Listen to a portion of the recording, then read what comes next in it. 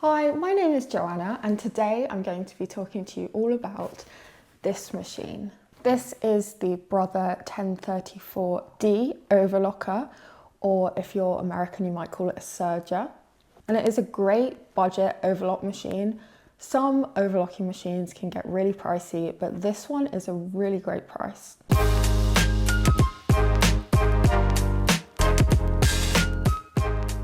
Just a small disclaimer, I am not affiliated with Brother in any way, shape or form.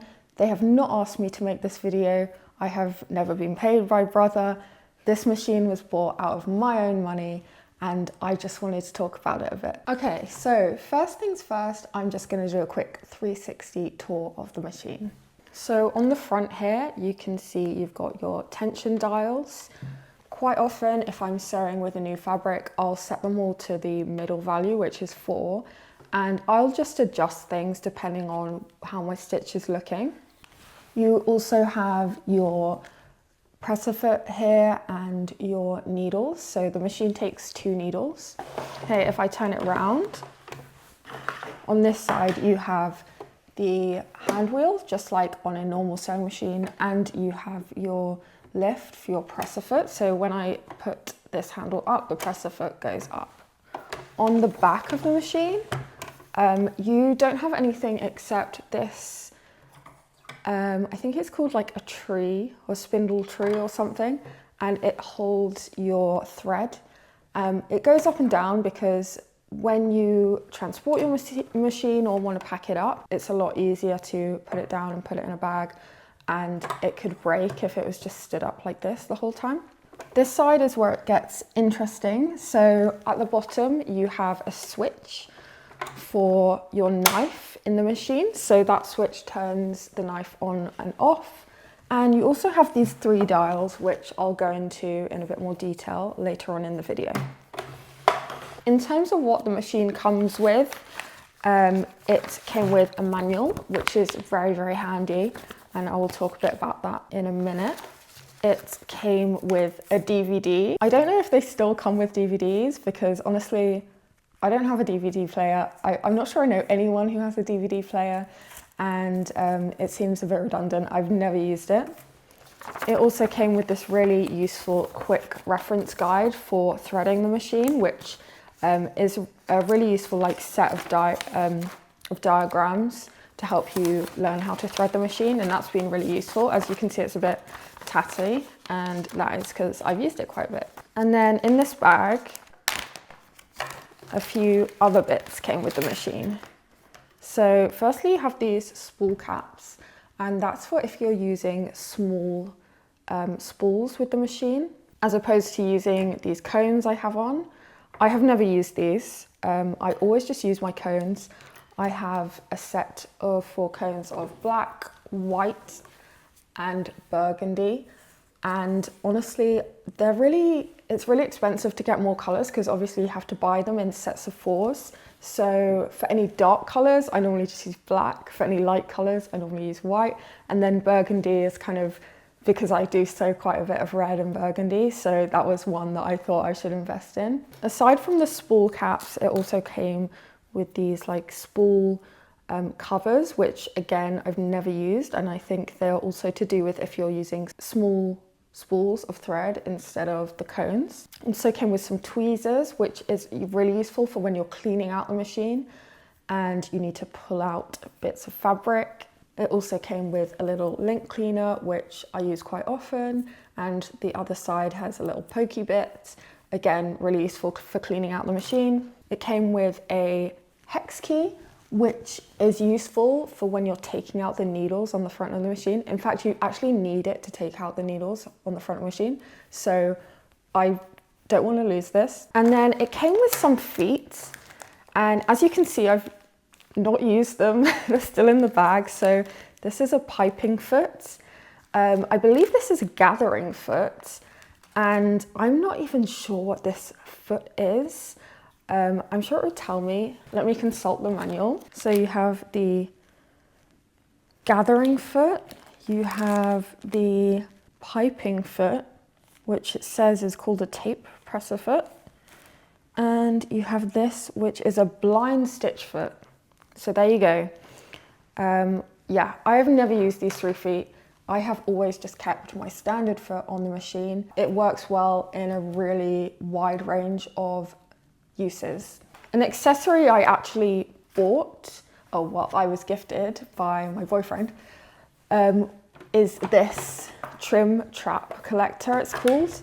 And it's basically just a little piece of plastic that attaches to the front of the machine, and it collects all the waste that comes out here when you're sewing and using the knife to cut the side of the fabric. It all comes into here. So I like that, because otherwise you just got all the waste going onto your table or on the floor, and it just gets really messy. So this was bought for me, and we joke that it was the most expensive piece of plastic we've ever bought, because it was quite pricey for what it is. I've seen some people actually make their own kind of trim trap collectors that out of fabric, so that might be a fun project if you wanted to do that instead. It also obviously came with this pedal. So the pedal plugs in to the side where the hand wheel and press lift are, and it connects to the wall, so it's all one piece, so you don't have a separate power supply and pedal, which can sometimes be a bit annoying because I find it doesn't actually reach my foot if I put it behind my desk, so I have to put the pedal over the desk, but that's kind of my problem. It also came with this dust cover, so it goes nicely on the machine like this, and you can keep any dust off. I don't really use this because I think it's quite ugly, and I've seen loads of people again make their own which look great, so that's a project that I'm going to do at some point. Apparently it also came with some needles. I probably used them, that's why they're not here. And one thing I really like about this machine is the fact that it takes normal needles like a regular sewing machine. You don't have to go out and buy special overlocker needles. It will just take standard universal needles, and it's really easy to put them in. It's probably good to pause here and talk about my background in sewing and how long I've actually had this machine. So I bought this machine in 2016.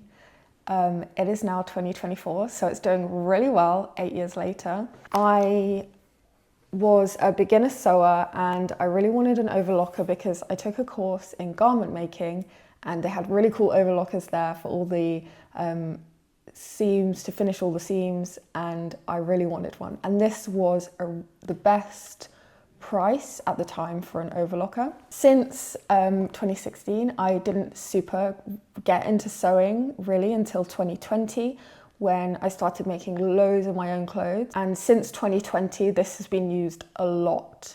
So for the past 4 years, it's been used a lot. I have had to get it serviced once, and that was because the timing went on it. The timing is to do with how the stitches all kind of work together. So how each like 4 different threads kind of interlock together, and the timing was off, so I wasn't getting that interlocking on my machine. Fortunately, I took it to a guy who really knew what he was doing, and he managed to fix it for me. So that was really great. I haven't had any problems since, and it's been working really well for me. So if we turn it to the side where all the dials are, I'll just talk a bit more about these features. So I've already spoken about the knife switch. So this switch turns the blade on or off. And the blade, I've never actually had to change it. It's still doing really well. It's really sharp. The first dial here is the stitch width dial. So if you change it, you can get skinny stitches, you can get big fat overlocker stitches. This dial is the stitch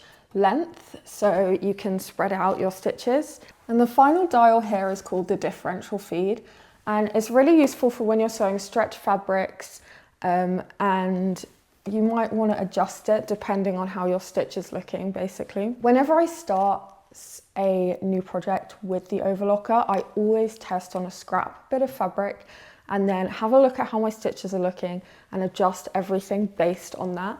And I would normally adjust things one at a time so that I can see with how much of a difference that adjustment has made and where else I need to adjust as well. So if I just come back to the front of the machine, there's also this piece that comes off at the front. So you can sew things a bit easier if they're a bit smaller or if they're in a loop. So you can see here, it's got a gap here. So you can fit things all the way around here. So it's really good for if you're doing like cuffs, maybe if we're doing baby clothes or something like that, where it's really tiny seams. As you can see, it's really easy to take off. And then really easy to put back on. And also another feature of this machine is I think it's really easy to thread. I see people panicking about threading their overlockers and talking about how long it takes, but I really find that this machine doesn't take long to thread at all, and it's super easy. So the machine actually has numbers for each step of threading all the way. So as you can see, well, I don't know if you can see, but this tree has the number 1 at the top. So you put the cone on and thread it through there. It has 2 here, so you put it through here, 3 here, and 4, and it goes like that really easily. And as I showed you, there's a quick reference guide, which makes it super easy. This opens up, and it shows you again diagrams and is numbered exactly how to thread it. So it's super, super easy. I can thread this machine really quickly now after a few years of use, and I learn really quickly. It's so easy, honestly. One thing I will say about this machine is it gets really dirty. You do have to clean it very often. I can see lots of dirt in here, so I might have a quick clean of it after I've filmed this video. It gets really dirty, so you want to keep the tweezers and this brush accessible, so you can use them quite frequently. The manual's also really useful for troubleshooting. So it has a whole troubleshooting table here, which I've used quite a lot, and it tells you maybe the cause and what to do if certain things start happening with your machine. Overall, I think this is a really great beginner's overlocker machine. It is super easy to use. It's a really great price. It's a great budget machine for beginners. I absolutely love it, and you can get some overlockers which are really, really expensive. You know, we're talking thousands here. This cost me a few hundred, I think, off Amazon.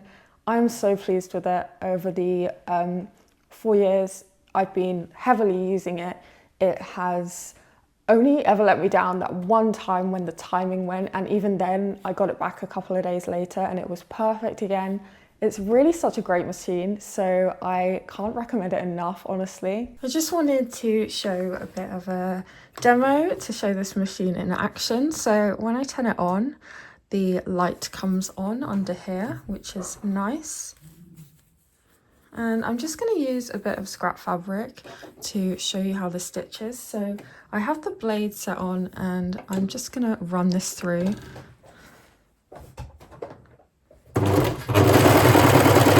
As you can see, the blade's cutting the fabric here, and that's going to fall into the trim trap collector.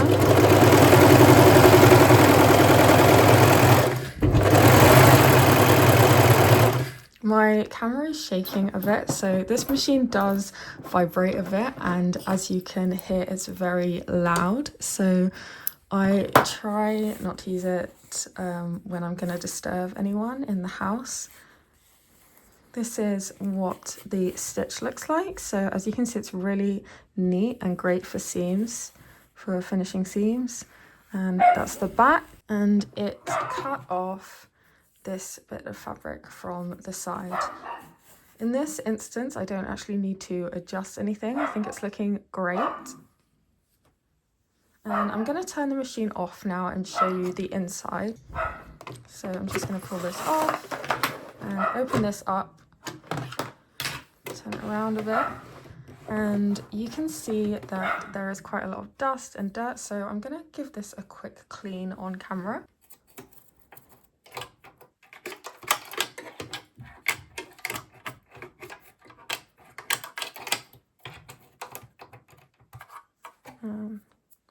I'm gonna get the tweezers out because I can see there are bits actually stuck inside.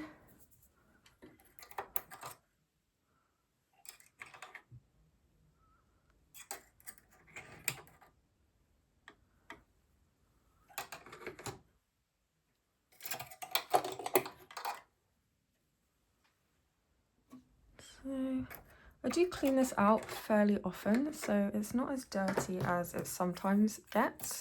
But as you can see, I have taken out quite a bit of like lint and fluff, and it's good to keep it nice and clean.